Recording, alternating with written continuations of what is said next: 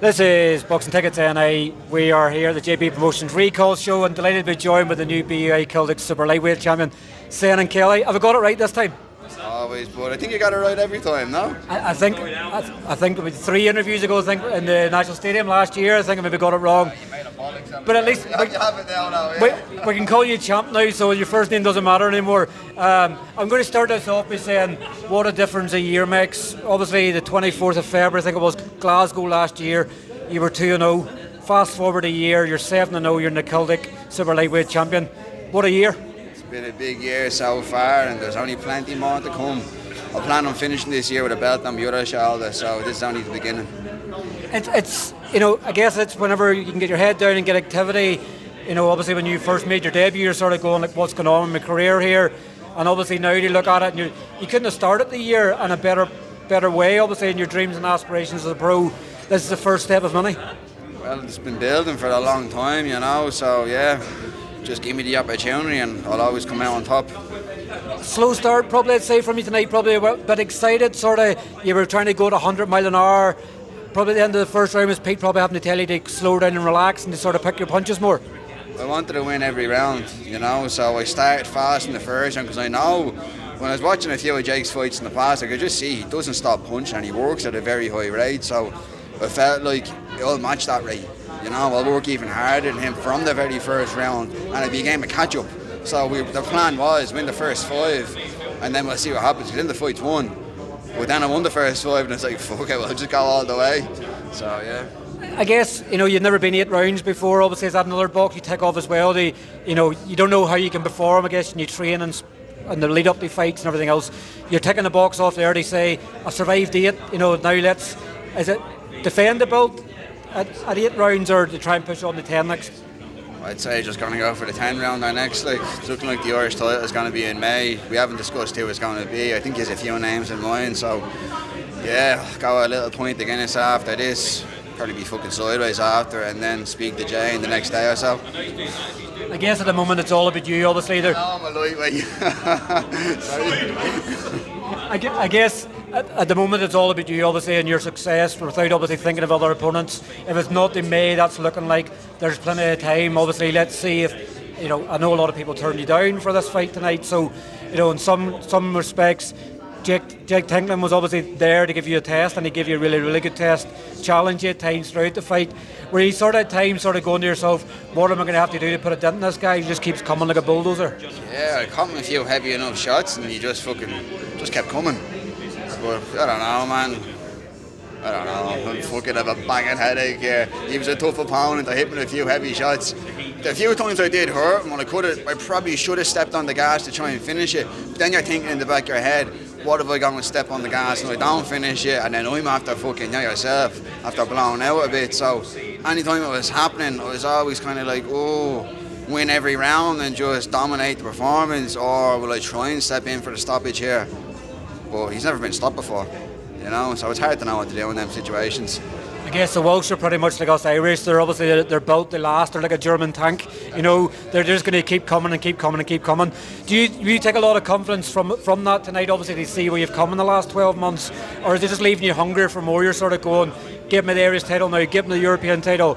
Is that just sort of give you that urge to just keep wanting more and more and more? You're not happy where you're currently at?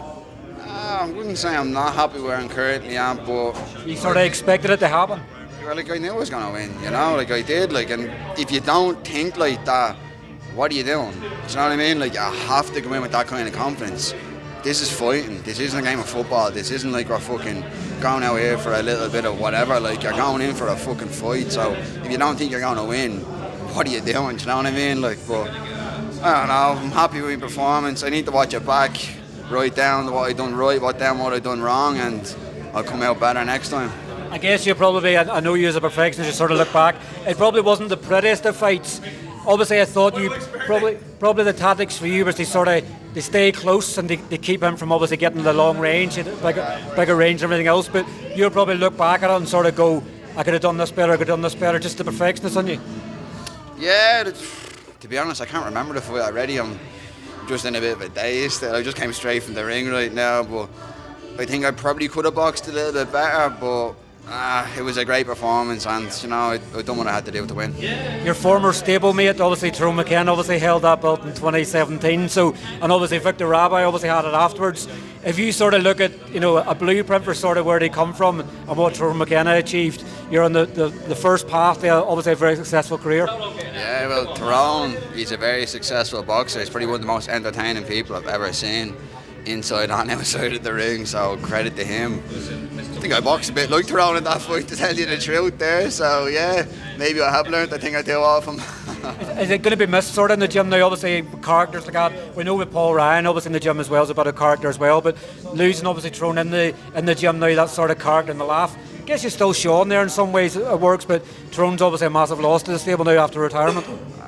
I'd see Tyrone as one of my close friends really, and it was hard to watch him go, but just is what it is for the moment, I'm going to miss having him around, but it's not like he's dead around. I still see the fella around. He's not going to go too far, and obviously hopefully he stays within the sport in some capacity. So sort of celebration, so you're sort of a bit of lightweight drinking, obviously you'll obviously get to go out and have a few pizzas and a few Chineses. You can maybe put a bit of weight on for a couple of weeks before you obviously have to start shredding again for May. I'll have 1 pint of Guinness after this and I'll be fucking hammered off it. I don't drink. Yeah. Last time I drank about 5 years ago, so I'll have one with my girlfriend, all my mates and all, they're down in the local pub now.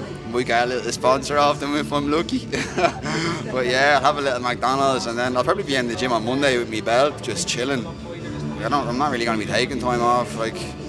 Saying I'll be in the gym on Monday, it's not like I'm going to be going in doing a big heavy session. I'll go in, do a bit of foam roll and stretch out and just stay around, I don't work. This is my job.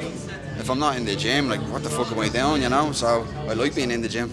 I guess obviously the stable mentality, obviously with Pete there as well, even when people aren't fighting, it's going and cheering the other ones on. Paul Ryan, I think's back in action in 2 weeks' time.